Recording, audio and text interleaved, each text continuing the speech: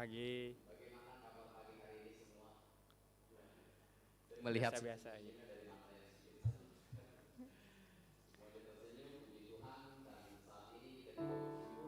kita boleh melakukan ibadah kembali bersama-sama untuk memuji Tuhan, menyembah Tuhan, meninggikan Tuhan.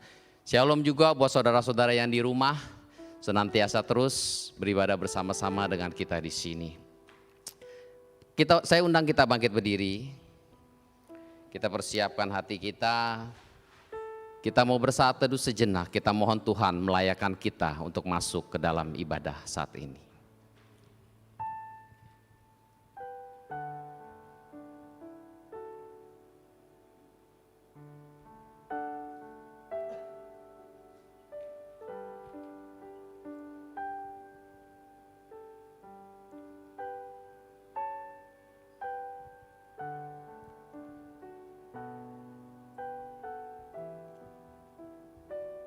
Selamat pagi Tuhan Yesus. Sungguh merupakan suatu kehormatan bagi kami jikalau Tuhan melayakkan kami boleh beribadah kepadamu. Kami yang hina ini, kami yang penuh dengan dosa ini. Kami sungguh bersyukur untuk semua kelayakan yang boleh Tuhan berikan kepada kami. Engkau rela mati, Engkau berkorban bagi kami yang harusnya binasa, diselamatkan dan memperoleh hidup yang kekal. Memperoleh anugerah yang begitu besar di dalam hidup ini. Terima kasih untuk kemurahan-Mu yang begitu besar bagi kami Tuhan. Terima kasih saat ini kami mau beribadah. Biarlah bukan hanya hati kami, pikiran kami, tubuh, jiwa, raga kami, seluruhnya dari hidup kami. Kami saat ini ingin mempersembahkan yang terbaik untuk Tuhan. Kami ingin memuji Tuhan, kami ingin menyembah Tuhan. Kami ingin mendengarkan firman Tuhan, bahkan kami mau menjadi pelaku-pelaku firman. Karena kami tahu Tuhan, kemurahan-Mu semuanya lebih dari sekedar hidup kami. Terima kasih Bapa, terima kasih. Dalam nama Tuhan Yesus, amin. Kemurahan-Mu lebih dari hidup. Kemurahan-Mu lebih dari hidup. Kemurahan-Mu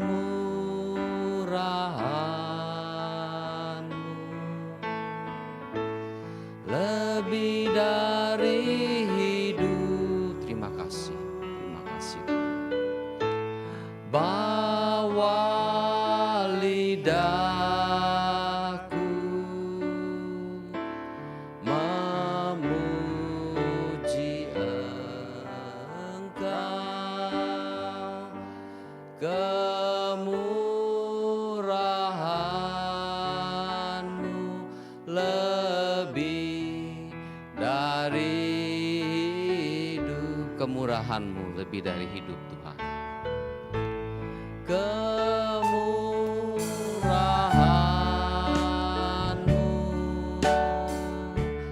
lebih dari hidup. Terima kasih untuk semua kebaikan dan kemurahan-Mu Tuhan. Kemurahan-Mu lebih dari hidup. Bawa lidahku memuji Engkau. Kemurahan-Mu lebih dari hidup. Kemurahan-Mu Tuhan. Kemurahan-Mu lebih dari hidup. Terima kasih Tuhan, terima kasih. Kemurahan-Mu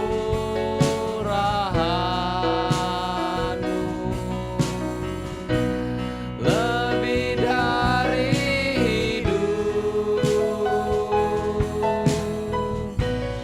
Bawa lidahku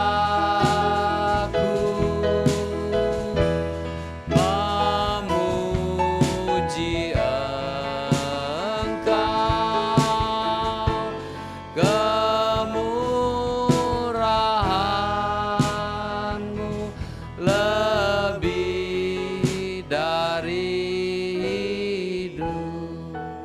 Bapak Ibu, saya ajak kita semua untuk bersyukur untuk semua kemurahan Tuhan dalam hidup kita. Mungkin saat ini ketika corona melanda kita, usaha kita gagal, kesehatan ada yang buruk, pekerjaan ada yang diberhentikan. Tapi biarlah saat ini kita boleh terus bersyukur kepada Tuhan. Kemurahannya lebih dari semua itu Bapak Ibu. Bagaimana dengan detak jantung yang berdebar miliaran kali dalam hidup kita. Bagaimana nafas yang kita hirup. Biarlah itu semua kita boleh menyatakan syukur kita kepada Tuhan. Saya ajak kita semua bersyukur. Baik yang di dalam hati kita, baik yang di sini maupun yang di rumah. Kita bersyukur semua untuk kebaikan dan kemurahan Tuhan. Terima kasih. Untuk kebaikan, terima kasih. Berkat.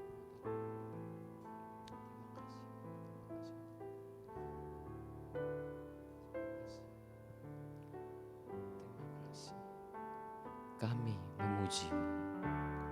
Kami memuji kebesaran-Mu, ajaib Tuhan, ajaib Tuhan,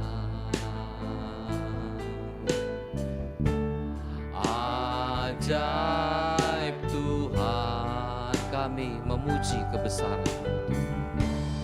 Kami memuji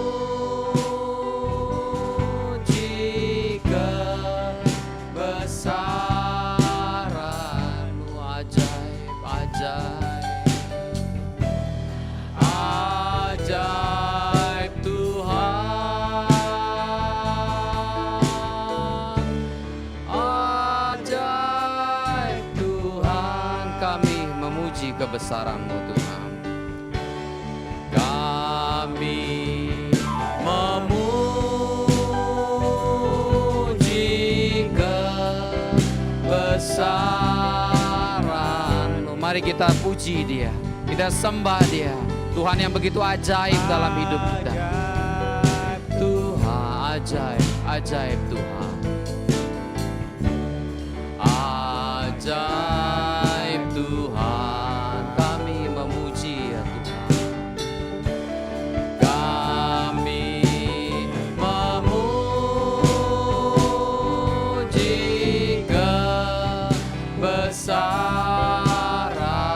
Engkau sungguh besar, Engkau sungguh ajaib, ajaib Tuhan,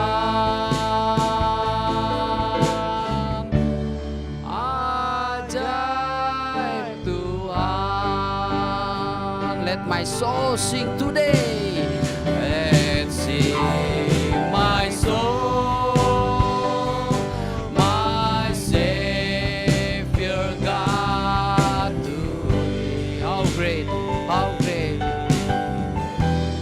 how great thou art. How great thou art. Let's sing my soul, my Savior God to thee. How great thou art. How great thou art. Let me sing how great thou art. Let's sing my soul, my Savior God to thee. Thank you, Lord. Thank you, Lord. How great thou art. How great, how great. How great thou art. Let's sing my soul, my Savior God to thee.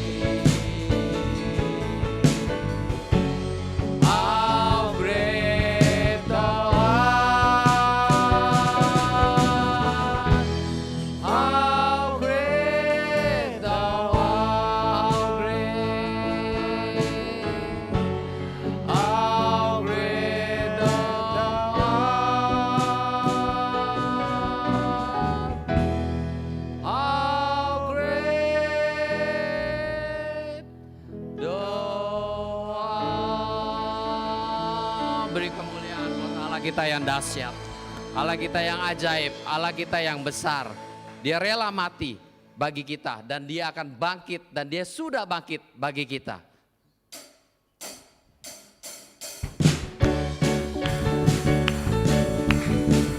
Dia sungguh baik, dia Allah yang baik.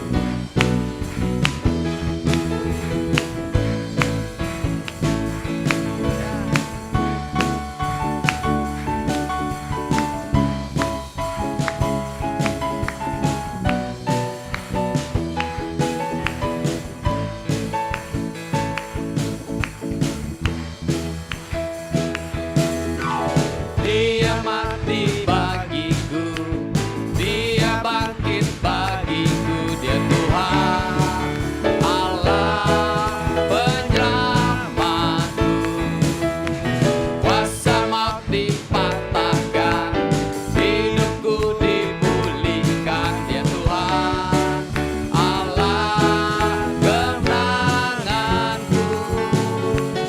Dia sungguh baik, dia sangat baik, Yesus, dia baik bagiku.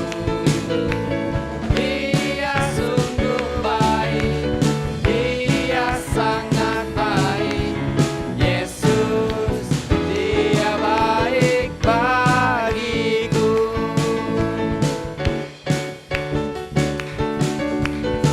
Ya, Yesus kita, Yesus yang baik, dia terbaik dalam hidup kita. Dia ada di dalamku. Dia ada di dalamku, bergerak di hidupku, dia Tuhan Allah kekuatanku. Dia penuhi hatiku dengan kuasa kasih-Nya, dia Tuhan Allah kemenanganku. Dia sungguh baik, dia sangat baik, Yesus, dia baik bagiku.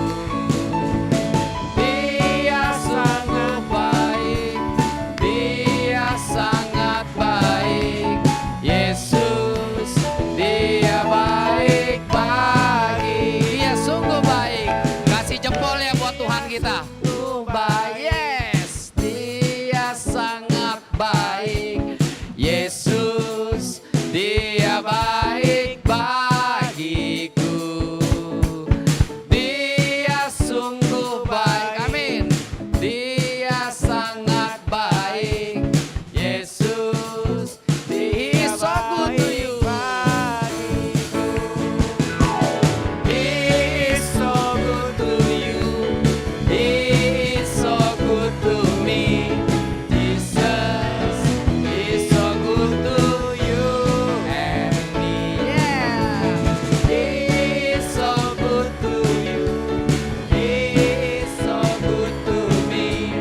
Jesus is so good to you and me. Jesus, Jesus is so good to you and me. Jesus, Jesus is so good to you. He's so good to me. He's so good to you and me. Puji Tuhan, kita punya Allah yang baik. Saya persilakan duduk Bapak Ibu. Saatnya kita mempersiapkan hati kita. Saat ini firman Tuhan akan dibawakan oleh hambanya, Guru Injil Ivan, dengan tema cinta uang. Saat ini mungkin di saat kondisi seperti ini semua juga cinta uang ya. Keadaan yang sulit, uang menjadi prioritas mungkin. Tapi kita akan mendengar, hambanya akan mengupas lebih jauh lagi bagaimana tentang kehidupan orang Kristen terhadap uang. Mari kita persiapkan hati kita angkat sebuah pujian, Yesus, Yesuslah yang termanis dalam hidup kita.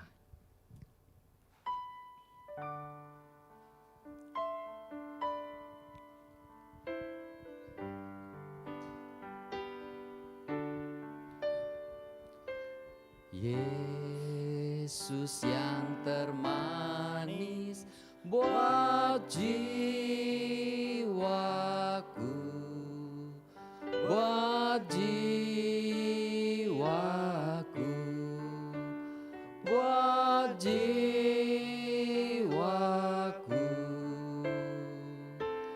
Yesus yang termanis buat jiwaku, ku cinta selamanya. Yesus yang termanis, Yesus yang termanis buat jiwaku, buat jiwaku, buat jiwaku. Amin. Yesus yang termanis buat jiwaku, ku cinta selamanya. Lebih sungguh-sungguh lagi dengan iman kita katakan, Yesus yang termanis buat jiwaku, buat jiwaku, buat jiwaku.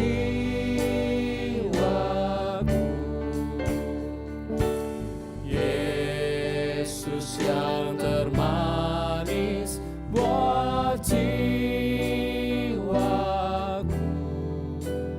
ku cinta selamanya.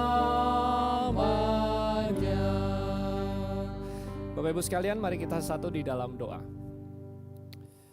Bapa kami dalam surga, kami sungguh bersyukur dengan apa yang sudah Tuhan pimpin setiap kami sampai pada hari ini. Dan Tuhan, sekarang kami akan kembali ingin mendengarkan firman Tuhan. Kiranya Tuhan yang memberkati, Engkau yang memimpin semuanya, baik yang ada di gedung gereja ini maupun yang ada di rumah masing-masing, supaya kami sama-sama boleh belajar dari firman Tuhan, diubahkan dari firman Tuhan, dan kami sama-sama boleh melakukannya dalam kehidupan kami. Kau pakai hamba-Mu yang terbatas ini Tuhan untuk menjadi saluran berkat bagi kemuliaan nama Tuhan. Hanya di dalam nama Tuhan Yesus kami berdoa. Amin. Selamat pagi Bapak Ibu sekalian. Akhirnya setelah sekitar 3 bulan saya berkhotbah di depan manusia lagi, nggak di depan kamera, tapi juga ada yang mendengarkan di rumah. Bapak Ibu sekalian, mari kita sama-sama belajar dari firman Tuhan. Hari ini temanya adalah cinta uang, seperti yang dikatakan oleh ketua majelis kita, bahwa kita semua hari ini diperhadapkan dengan situasi krisis begitu ya. Kita bisa katakan krisis ekonomi, bahkan kita semua atau bahkan pemerintah sudah memberikan warning kepada kita karena bisa jadi akan terjadi resesi ekonomi gitu ya, seperti yang terjadi di Singapura yang kita sudah tahu tentunya. Dan Bapak Ibu sekalian, hari ini kita sama-sama ingin merenungkan tentang cinta uang. Secara kognitif kita pasti tahu cinta uang itu salah. Itu secara kognitif kita pasti tahu. Kenapa? Karena firman Tuhan berkata demikian. Dan hari ini saya ingin lebih mengajak kita untuk merefleksikan apa atau attitude kita atau sikap kita terhadap atau yang berkaitan dengan uang. Saya ingin memulai dengan sebuah kisah Bapak Ibu sekalian, mohon slide-nya boleh ditampilkan. Bapak Ibu sekalian, jadi ada sekitar di tahun 1914 gitu ya, next. Ada sebuah kejadian yang terjadi, kecelakaan kapal, ini terjadi tidak lama setelah kecelakaan Titanic. Dan ini Bapak Ibu sekalian ada 2 buah kapal di sana, ada satu kapal uap bernama kapal Monroe, dan kemudian ada satu kapal, saya nggak tahu bacanya gimana, Nantucket mungkin gitu ya, itu satu kapal kargo. Jadi yang di sebelah kiri Bapak Ibu sekalian itu adalah kapal kargo. Begitu ya, yang sebelah kanan itu kapal uap, dan kalau kita lihat secara umum biasanya kapal kargo itu jauh lebih besar karena memuat muatan yang sangat besar juga. Dan Bapak Ibu sekalian yang terjadi adalah begini. Nah, nahkoda dari kapal Monroe ini di tengah satu keadaan laut yang sangat berkabut, begitu ya, itu kejadian sangat berkabut, hampir nggak bisa melihat dengan jelas di depan, kanan kiri itu nggak bisa kelihatan karena kabut, dan dia membutuhkan kompas gitu. Dia membutuhkan kompas dan dia menavigasi atau mengarahkan kapalnya sesuai dengan kompas yang dia punya. Dan Bapak Ibu sekalian, dia tidak sadar kalau kompasnya itu miring 2 derajat. Dia nggak sadar kalau kompasnya itu miring 2 derajat, dan akhirnya singkat cerita, akhirnya karena dia miring dan dia keluar jalurnya, kemudian ada kapal kargo di sana dan kapal kargo itu menabrak kapal uap ini dan kemudian tenggelamlah. Ada sekitar 41 awak kapal yang meninggal pada hari itu, dan kejadian itu mengingatkan kita betapa pentingnya bagi setiap nahkoda khususnya di dalam kisah itu untuk terus-menerus memeriksa kompas kehidupannya. Karena once itu tidak diperiksa, itu sudah dipakai selama 1 tahun kurang lebih berlayar, dan itu selama ini baik-baik saja gitu ya. Jadi si kapten mungkin merasa it's fine, nothing wrong gitu. Dan kemudian dia tidak memeriksa lagi, dan kemudian dia jalan saja begitu, dan dia nggak meriksa, dan akhirnya tragedi terjadi. Bapak Ibu sekalian, kisah ini memang secara khusus ini bermakna sangat mendalam untuk nahkoda tentunya ya. Tapi mungkin kalau kita refleksikan dalam kehidupan kita sehari-hari Bapak Ibu sekalian, kita sebagai orang percaya, kita perlu terus memeriksa diri kita, hati kita. Kenapa? Karena hampir selalu Bapak Ibu sekalian perubahan arah hidup itu tidak terjadi secara drastis. Bapak Ibu sekalian, misalkan tentang dosa saja kita bicara Bapak Ibu sekalian, mungkin kita seseorang yang jatuh dalam hubungan seks pranikah atau dan kemudian jajan sana jajan sini Bapak Ibu sekalian, itu tidak dimulai langsung begitu biasanya kan. Itu dimulai dengan apa? Dengan eksplorasi. Ada prosesnya yang terjadi pelan dan somehow kadang-kadang tuh itu contoh yang ekstrim tadi Bapak Ibu. Tapi dalam kejadian yang lain misalkan, itu banyak hal yang terjadi itu miring, hidup kita tuh nggak sadar kita sedang miring ke arah tertentu, dan itu berlawanan dengan apa yang Tuhan inginkan. Dan banyak sekali penulis buku yang sekarang yang memberikan peringatan bahwa apa? Supaya kita memeriksa hati kita. Kenapa? Karena sekarang di budaya ini banyak sekali hal-hal yang mencoba untuk mengarahkan kita ke arah yang lain. Hari ini Bapak Ibu sekalian, saya ingin mempusatkan perhatian kita atau mengajak kita untuk merefleksikan 3 hal berkaitan dengan manusia dan uang. Next slide. Jadi singkatnya atau mudahnya Bapak Ibu sekalian, di dalam proses mencari uang kita tahu ya ada 3 proses ini. Ya, ada 3 proses ini. Yang pertama adalah alasan kenapa kita ingin mencari uang, begitu. Yang kedua adalah prosesnya, how, bagaimana kita bekerja, apa yang kita lakukan untuk mencari uang. Dan yang ketiga adalah untuk apa, gitu. Saya ingin mengajak kita untuk merenungkan ketiga tahap ini, dan kita mari merenungkannya secara perlahan-lahan Bapak Ibu sekalian. Dan saya akan memberikan lebih banyak pertanyaan, mungkin bukan lebih banyak jawaban, tapi ini saya berharap ini boleh menolong kita untuk memeriksa kompas kehidupan kita, apalagi sekarang Bapak Ibu sekalian, sekarang hidup kita lagi berkabut luar biasa, bukan? Hidup kita ini berkabut luar biasa, ada yang diberhentikan dari pekerjaan, ada yang usahanya itu langsung harus banting setir ke arah mana begitu. Ada yang produksi ini tadinya kemudian langsung produksi ini. Ada yang dari elektronik berubah jadi buat masker begitu kan. Itu kan beda banget gitu kan. Ada yang dari kemeja ke masker, contohnya ketua majelis kita begitu. Dan banyak berkabut sekali kehidupan kita saat ini. Dan bahayanya adalah ketika kita merasa kita ini baik-baik saja, jangan-jangan memang kita butuh tuh waktu untuk memeriksa kompas kita sehingga arah hidup kita benar gitu. Arah hidup kita sesuai dengan apa yang Tuhan inginkan. Saya ingin mengajak kita untuk merenungkan hal yang pertama, kita mulai dari hasil terlebih dahulu. Next slide. Jadi Bapak Ibu sekalian, di dalam bagian hasil ini saya ingin mengajak kita untuk merenungkan untuk apa kita menggunakan uang kita. Ini kita mulai dari belakang dulu ya.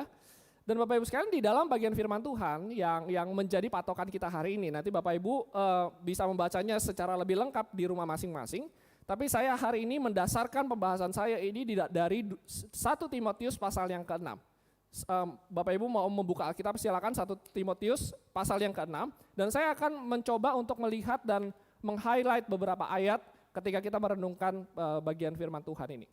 Bapak Ibu sekalian, di dalam bagian firman Tuhan 1 Timotius pasal yang ke-6 itu, Bapak Ibu sekalian di dalam khususnya di ayat ke-17 sampai 19, di sana orang-orang kaya itu diperingatkan oleh Paulus untuk apa? Untuk apa? Supaya mereka itu tidak menjadi tinggi hati ketika mereka punya uang, begitu ya. Mereka tidak menjadi pribadi yang bergantung kepada uang karena uang itu sifatnya sementara. Dan kemudian ada nasihat Paulus di sana yang sangat jelas sekali diberikan kepada Timotius supaya Timotius memberikannya kepada para jemaatnya, yaitu nasihatnya apa? Supaya mereka itu kaya di dalam perbuatan baik. Supaya mereka kaya di dalam menjadi kaya dalam kebajikan perbuatan-perbuatan baik yang berkaitan dengan hasil yang mereka terima daripada Tuhan. By the way, di sana Paulus mengatakan di ayat ke-17 bahwa apa? Bahwa semua yang dimiliki oleh seseorang di dunia ini adalah asalnya daripada Tuhan untuk dinikmati. Itu di ayat 17.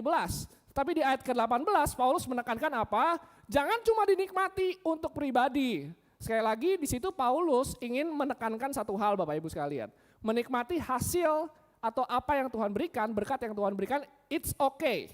Paulus itu pada waktu itu menentang sebuah gerakan asketisme atau paham asketisme yang menganggap bahwa intinya hidup harus menderita baru suci. Dia nggak setuju itu. Dia mau mengatakan bahwa nggak apa-apa menikmati, it's okay menikmati apa yang Tuhan berikan. Tetapi berikutnya dikatakan apa? Kayalah dalam perbuatan baik. Bapak Ibu sekalian, kayalah dalam perbuatan baik. Ini bukan cuma sekedar menebus rasa bersalah kita, ya udahlah, udah lama nih gak ke gereja, kasih persembahan lah. Bukan begitu. Ini adalah sebuah karakter. Sebuah karakter yang harusnya muncul dalam diri seseorang. Waktu itu memang Paulus bicara tentang orang kaya, tetapi sebelumnya Paulus bicara tentang mencari uang secara umum gitu. Jadi Bapak Ibu sekalian, di sini Paulus itu ingin mengajak ingin mengajak orang-orang Kristen di sana itu untuk memikirkan dengan sangat jelas apa yang kamu gunakan lewat uangmu atau lewat harta atau lewat berkat yang Tuhan kasih. Dan di sini ada seorang penafsir yang mengatakan begini.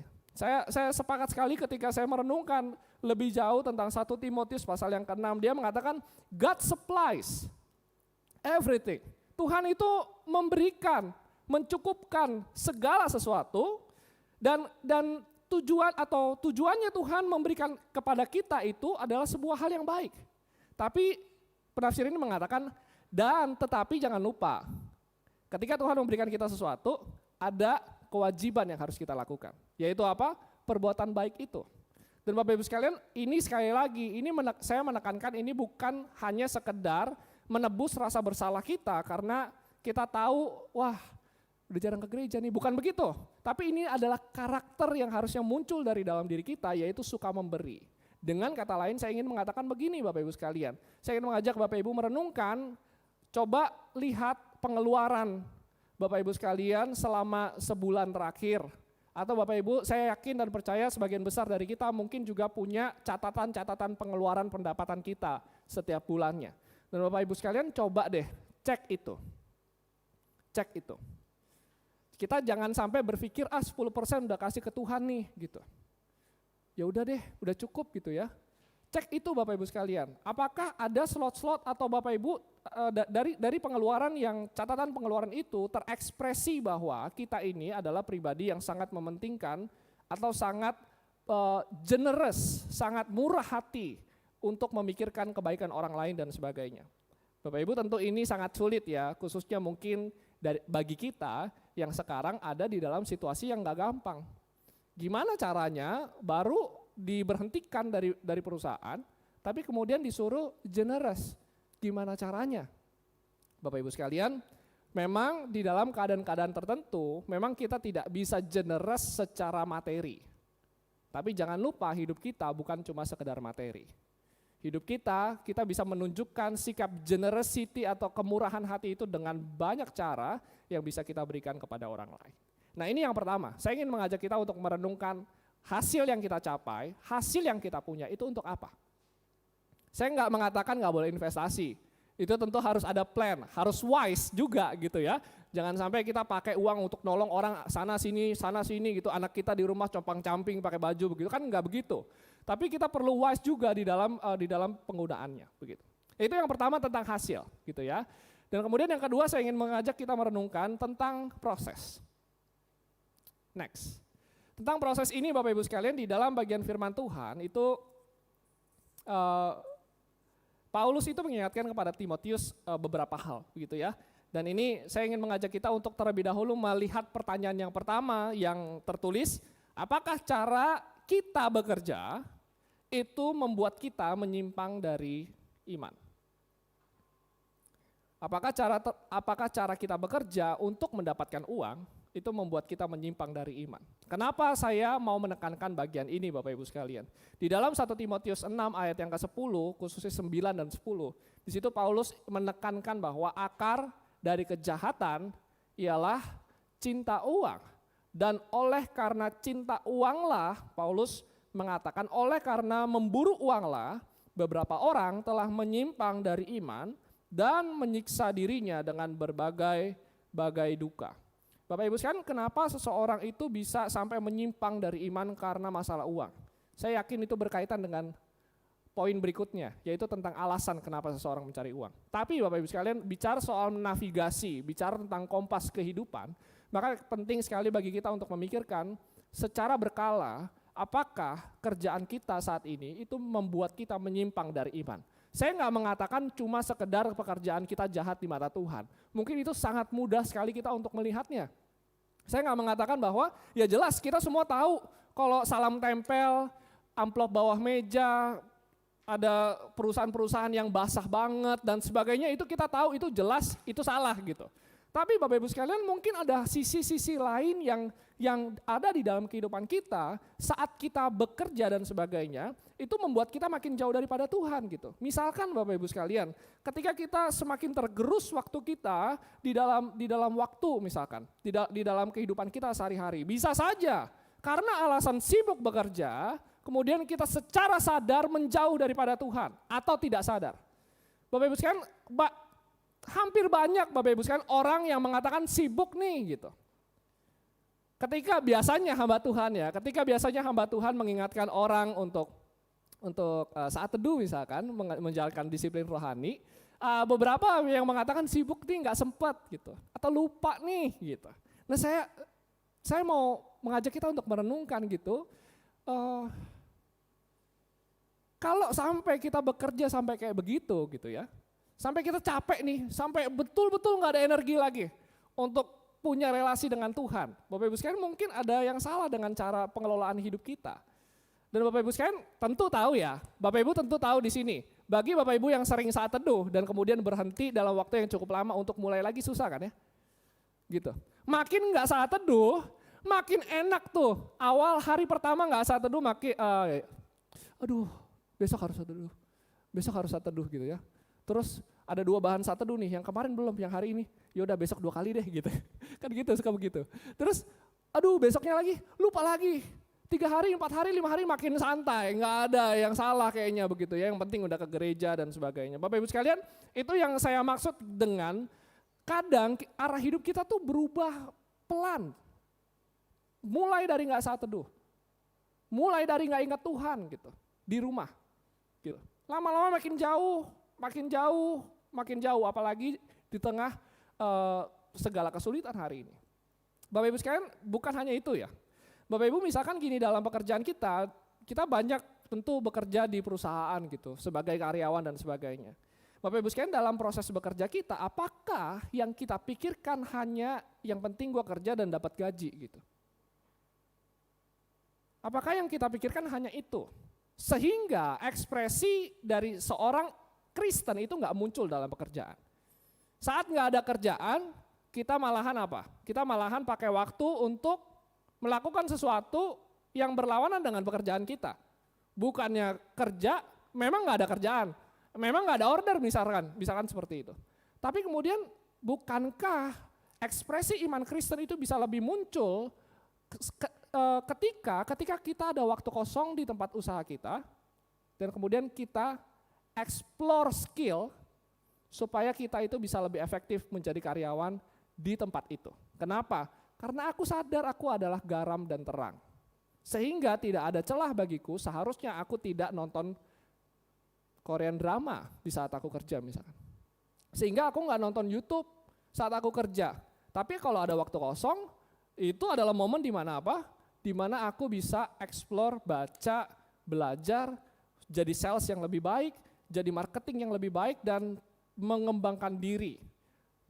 Mungkin teman-teman youth yang kemarin ikut acara YCC kita, itu Tesar itu mengatakan bagaimana pentingnya kita mengembangkan diri kita gitu ya sebagai anak Tuhan. Dan itu juga contoh lainnya. Atau Bapak Ibu sekalian, kita juga bisa saja terjebak pelan-pelan Bapak Ibu ketika kita itu makin tinggi jabatan kita makin angkuh misalkan. Jabatan kan jarang banget kan ada yang langsung lompat begitu kan, gitu ya. Tapi pelan-pelan naiknya, gajinya naiknya pelan-pelan 10% per tahun, pelan-pelan. Jangan-jangan kita tuh saat kita proses bekerja makin tinggi gaji kita, makin songong kita dibuatnya gitu.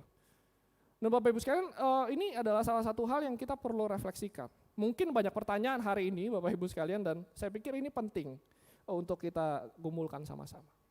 Nah berikutnya yang lebih mendalam lagi adalah begini. Bapak Ibu sekalian, next, ya tetap di slide ini, Bapak Ibu, di poin yang kedua di sana saya ingin mengajak kita untuk melihat begini. Apakah cara kita bekerja itu sudah sesuai dengan rencana atau panggilan Tuhan atas hidup kita? Ini berkaitan dengan Efesus 2 ayat 10, di sana dikatakan bahwa kita diciptakan sesuai dengan gambar Allah. Tuhan itu sudah merancangkan kita untuk melakukan sesuatu pekerjaan baik, di mana, kapan, ya di saat kita hidup, dan Tuhan mau kita hidup di dalamnya.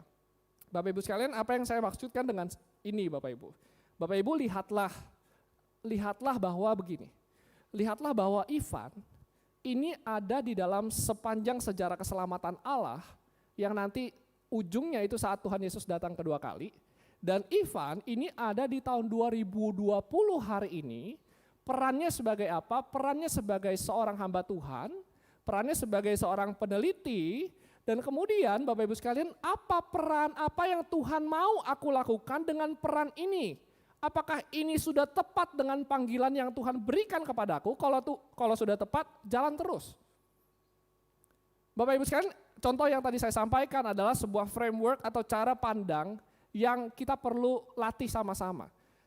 Cara pandang yang saya pakai tadi adalah apa? Saya adalah bagian dari rancangan keselamatan Allah di dalam dunia. Bukan sebaliknya, bukan Tuhan yang adalah bagian dari hidup saya. Ini cara pandangnya berbeda. Kenapa? Kalau kita pikir bahwa Tuhan itu adalah suplemen, Tuhan itu adalah bagian dari hidup kita, memang secara kasat mata itu nggak salah-salah amat. Ya memang iya begitu ya. Tapi Bapak Ibu sekalian, seringkali kita melupakan ini gitu. Tuhan itu taruh kita di tahun ini, di momen corona ini, buat apa? Seorang Ivan ditaruh di momen ini untuk apa? Kita semua ada di momen hari ini, itu Tuhan mau taruh kita sebagai anak Tuhan itu buat apa? Apa yang kita bisa lakukan lewat profesi kita?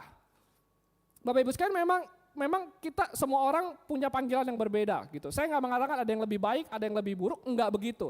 Yang saya maksudkan adalah begini Bapak Ibu, kalau kita sudah menemukan panggilan Tuhan atau rencana Tuhan atas hidup kita, di saat ini, di waktu ini, dengan apa yang sudah Tuhan berikan, dengan karunia, dengan kesempatan, dengan kita dipertontonkan dengan sangat luar biasa dengan kebutuhan dunia ini, Bapak Ibu sekalian, mari kita merenungkan apakah langkah yang akan kita lakukan berikutnya ini adalah sesuai dengan rencana Tuhan.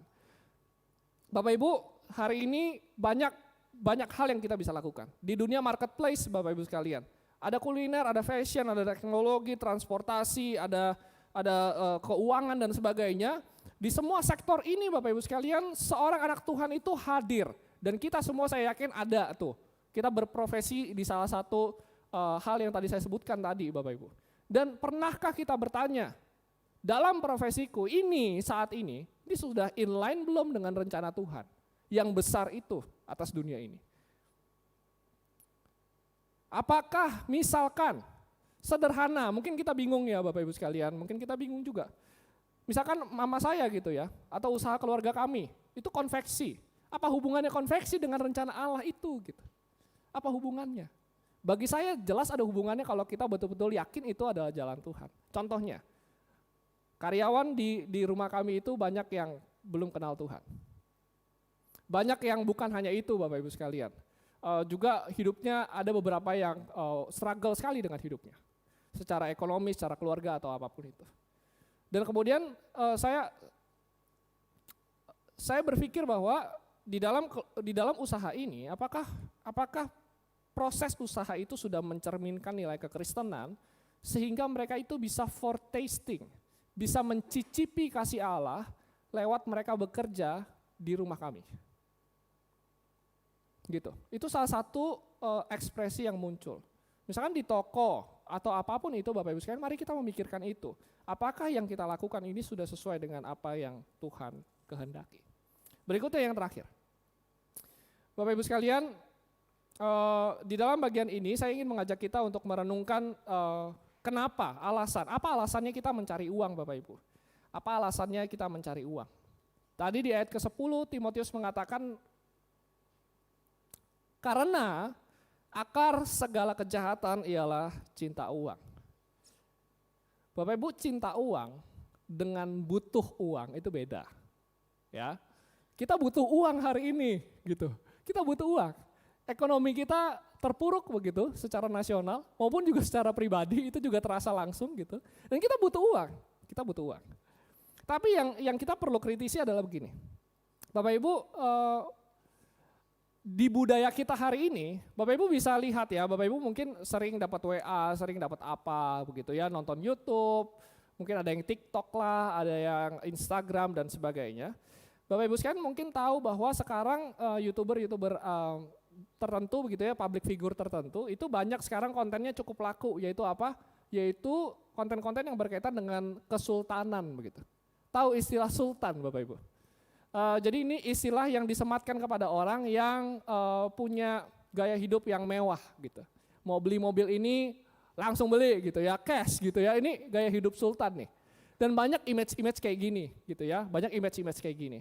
Di dalam Instagram kita tahu public figure, influencer dan sebagainya, itu pasti menampilkan satu gaya hidup yang di atas rata-rata.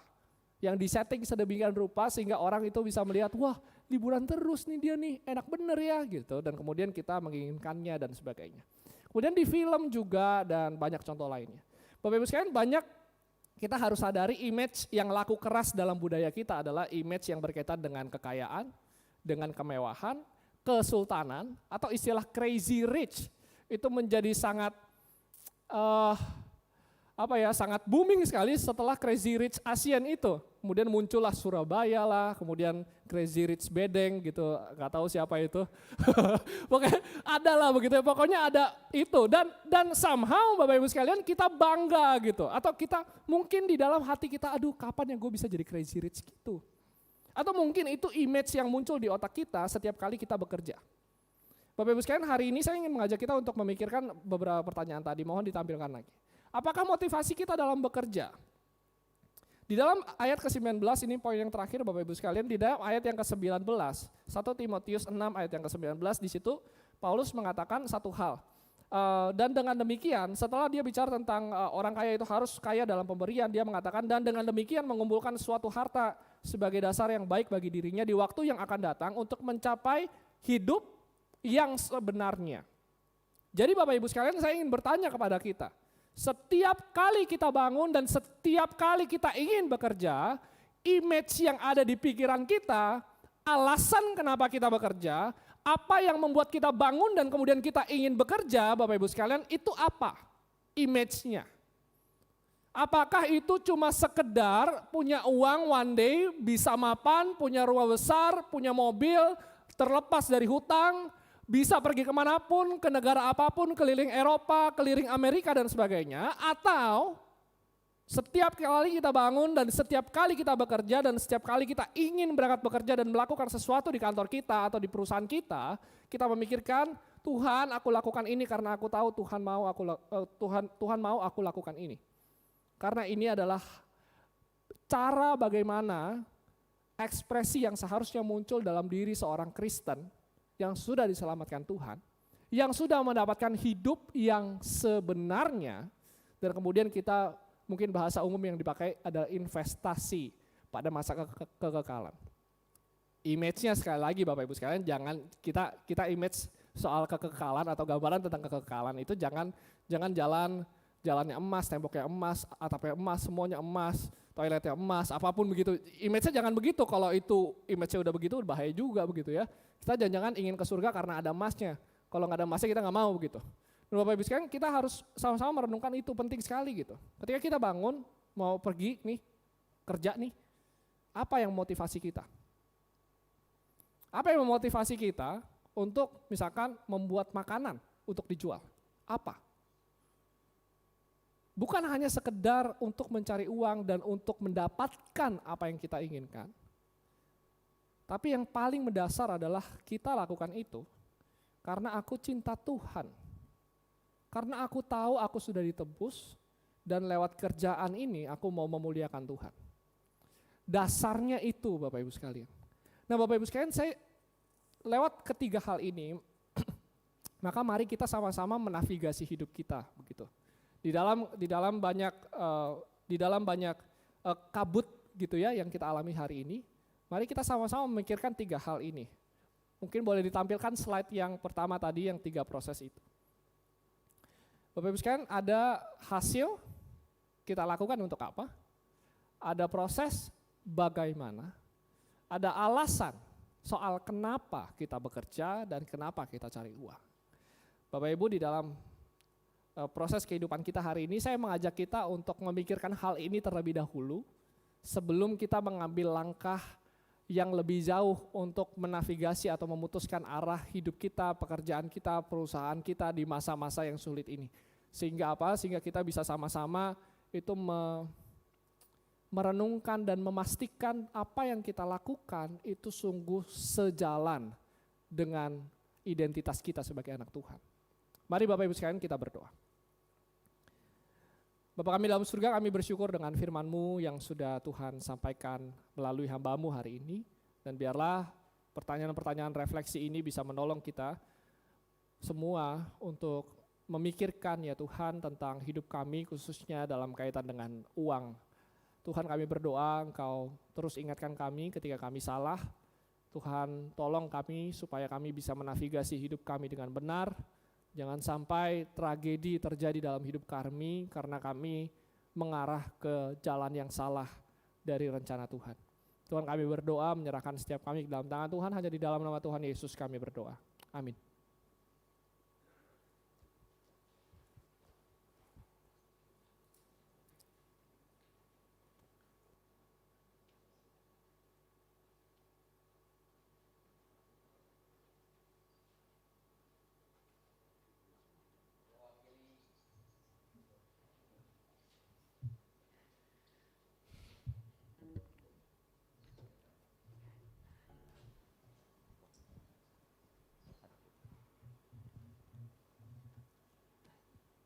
Ya, mewakili hamba Tuhan, majelis dan jemaat semua, baik yang di sini maupun yang di rumah, ucapkan banyak terima kasih untuk firman Tuhan yang mengingatkan kita tentang uang. Masih cinta uang apa butuh uang? Kedua-duanya, waduh, khotbah lagi Van. Ya, tadi saya undang kita berdiri semua, kita akan mengikrarkan pengakuan kita, pengakuan iman rasuli.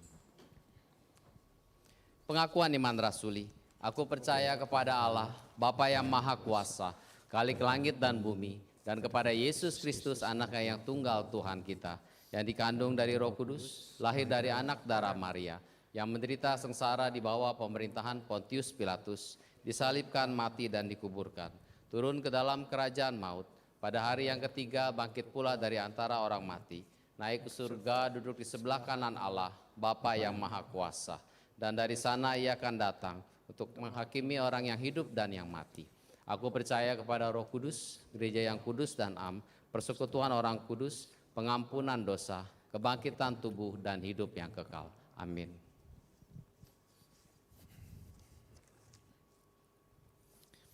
Saudara sekalian, mari kita bersama-sama terus mendoakan bagi bangsa dan negara kita. Kita doakan agar vaksin COVID-19 yang sekarang dalam tahap uji coba bisa berjalan dengan lancar dan didukung oleh pemerintah dan masyarakat Indonesia sehingga awal tahun 2021 kita berharap vaksin ini bisa diproduksi massal. Doakan semua pihak untuk tetap mawas diri dan punya disiplin yang tinggi mengikuti protokoler kesehatan yang sudah diberikan oleh pemerintah. Mari kita bersama-sama berdoa untuk hal ini.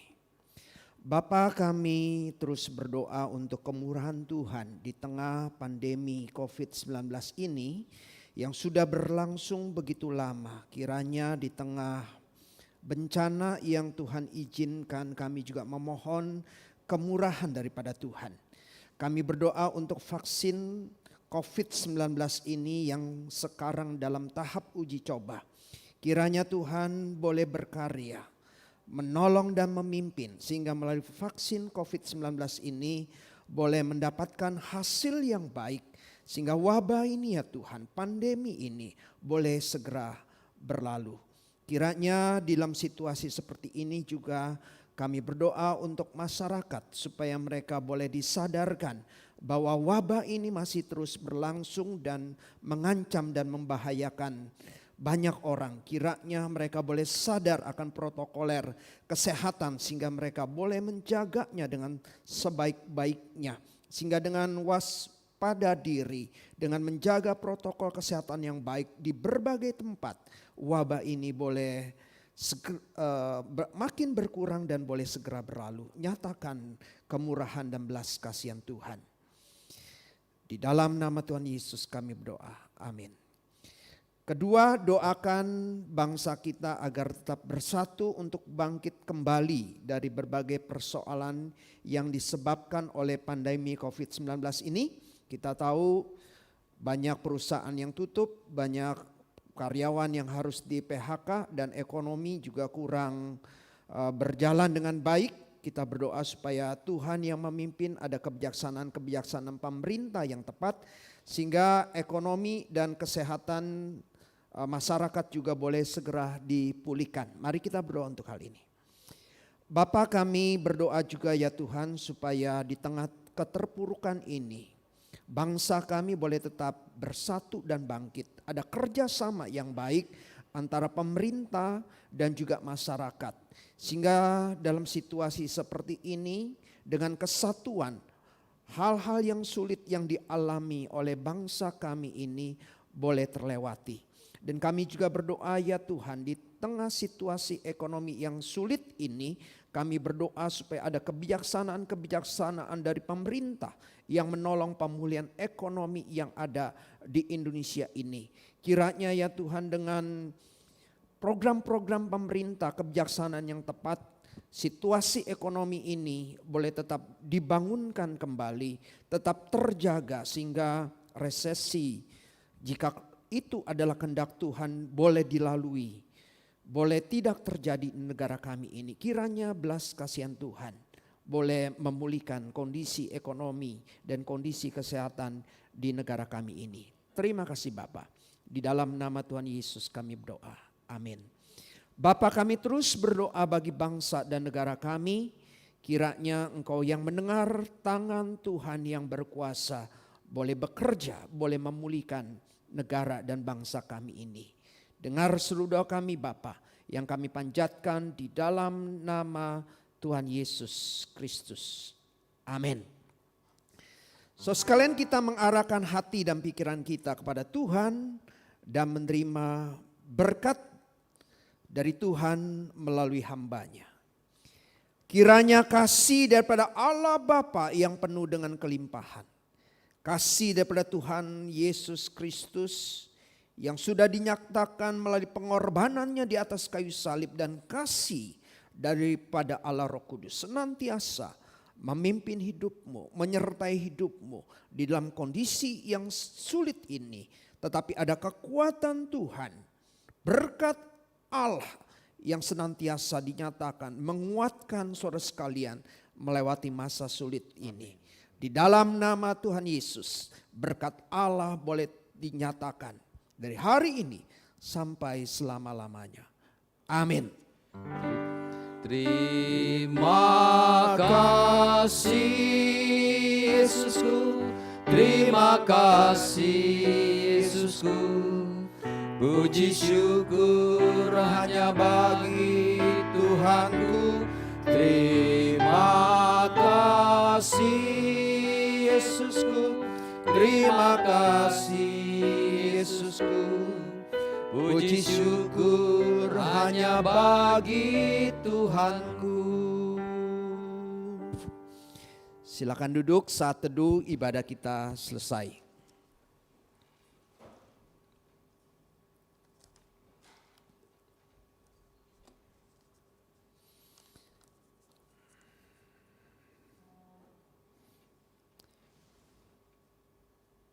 Ya, saudara sekalian, ada beberapa pengumuman saudara sekalian ya. Nah, tingkat mereka yang terkena virus SARS COVID-19 ini di kota Jakarta semakin meningkat. Indeksnya sudah mencapai 8,43% pada hari Kamis yang lalu. Jadi terjadi kenaikan yang cukup signifikan.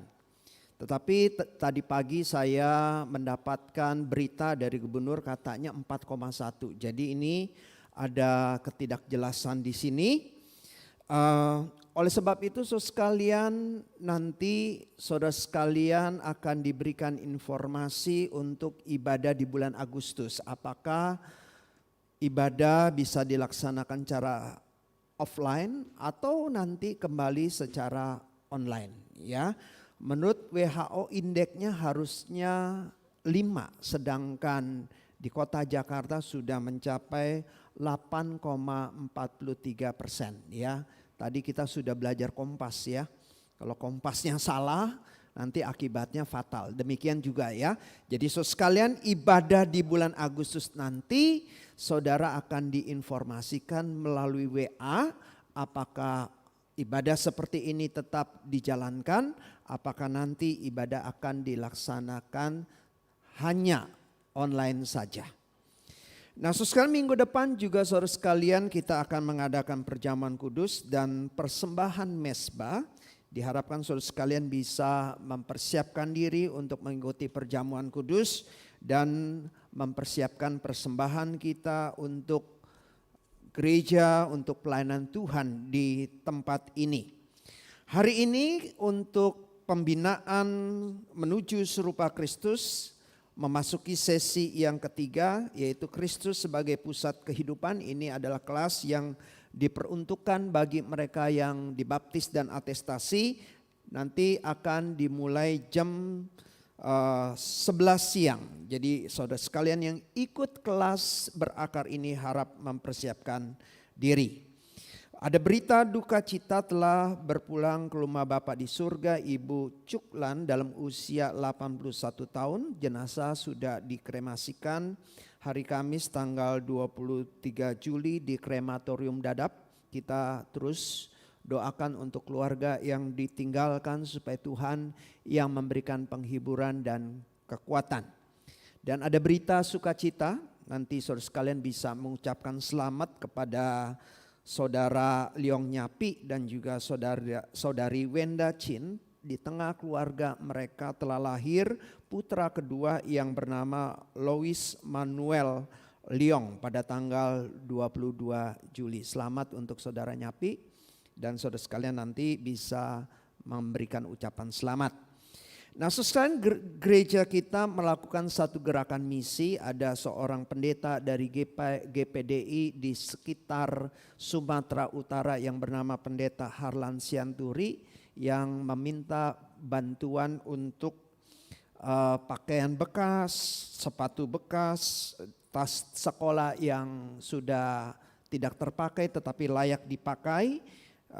Yang tidak terpakai oleh kita mungkin tetap layak dipakai, dan juga Alkitab saudara sekalian ya. Mungkin saudara sekalian punya Alkitab di rumah, perjanjian lama atau perjanjian baru ya. Satu Alkitab saudara sekalian bisa memberikan sumbangan ya. Saudara sekalian bisa mengumpulkan dan memberikannya kepada gereja sampai batas waktu Minggu 9 Agustus. Mari kita bersama-sama memberikan dukungan kepada satu jemaat dan warga di sekitar di kabupaten, kalau tidak salah namanya Kabupaten Batubara gitu ya. Saudara sekalian kita boleh mendukung ya jemaat di sana, warga di sana, ternyata pakaian bekas itu sangat berarti bagi mereka, ya. Mari saudara sekalian, kita boleh turut terlibat di dalam gerakan misi ini. Itu saja pengumuman dari saya. Tuhan memberkati. Bapak Ibu, kita akan mengakhiri ibadah kita. Saya undang kita berdiri. Dia sungguh baik.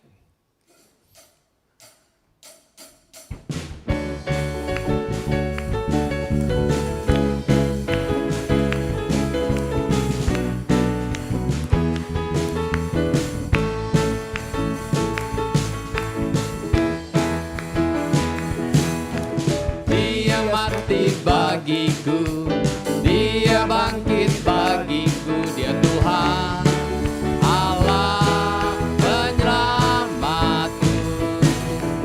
Kuasa maut dipatahkan, hidupku dipulihkan, Dia Tuhan Allah kemenanganku. Kasih kanan kirinya jempol, ya sungguh baik, Dia sangat baik, Yesus, Dia baik bagiku. Dia sungguh baik, Dia sangat baik, Yesus, Dia baik bagiku. Selamat hari Minggu. Boleh meninggalkan tempat, jangan berdesak-desakan. Boleh kasih salam kanan kiri dengan melipatkan kedua tangan. Dia ada di dalamku, bergerak di hidupku, Dia Tuhan Allah kekuatanku. Dia penuhi hatiku dengan kuasa kasih-Nya, Dia Tuhan Allah kemenanganku. Dia sungguh baik, Dia sangat baik, Yesus, Dia baik bagiku. Dia sungguh baik, Dia sangat baik, Yesus, Dia baik bagi. So good to you, He is so good to you, He is so good to me. Jesus is so good to you and me. He is so good to you, He is so good to me. Jesus is so good to you and me. Jesus is so good to you and me. Jesus is so good to you. He's so good to me. He's so good to you and me. Segala kemuliaan bagi Tuhan. Selamat hari Minggu, sampai ketemu minggu yang akan datang. Hati-hati di jalan dan Tuhan Yesus memberkati kita semua.